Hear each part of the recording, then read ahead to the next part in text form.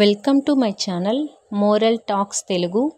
ఈరోజు మనం ఇద్దరు స్నేహితుల గురించి మాట్లాడుకుందాం. ఈ వీడియో మీకు నచ్చినట్లయితే ప్లీజ్ లైక్ చేయండి, సబ్స్క్రైబ్ చేయండి. ఇద్దరు స్నేహితులు సెలవు రోజు ఊరు వెలుపలికి షికారుకి వెళ్ళారు. తోవలో మాట్లాడుకుంటూ ఏదో విషయంపై అభిప్రాయం కుదరక ఇద్దరు వాదించుకున్నారు. వాదన ఎక్కువై మొదటివాడు రెండో వాడిని చెంపపై కొట్టాడు.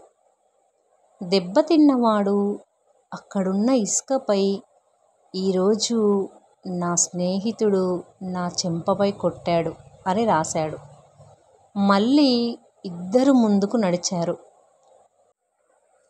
మరికొంత దూరం వెళ్ళాక ఇద్దరికి దాహం వేసి ఒక మడుగు దగ్గరికి వెళ్ళారు. చెంప దెబ్బతిన్న మిత్రుడు ముందు నీళ్ళలోకి దిగాడు.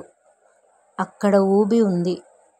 అతడు ఊబిలోకి కూరుకుపోతుండగా వెంటనే ప్యాంటు విప్పి మిత్రుడికి దాన్ని అందించి బయటకి లాగాడు మొదటి మిత్రుడు. బయటపడ్డాక రెండోవాడు ఓ బండరాయిపై, ఈరోజు నా మిత్రుడు నన్ను ప్రమాదం నుంచి రక్షించాడు అని చెప్పాడు. మొదటి విషయాన్ని ఇసుకపై, రెండో దాన్ని రాయిపై ఎందుకు రాశావని మిత్రుడు అడగగా, ఇసుక మీద ఏదైనా రాస్తే గాలి వీచి కాసేపటికి చెరిగిపోతుంది. స్నేహితుల పొరపాట్లను మనస్సులో నిలుపుకోకూడదు కనుక అలా రాశాను.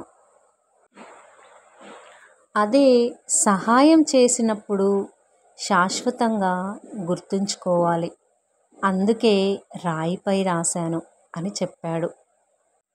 స్నేహితులే కాదు, ఎవరు తప్పు చేసినా క్షమించి మర్చిపోవాలి. వారు చేసిన సహాయాన్ని మాత్రం కలకాలం గుర్తుంచుకోవాలి.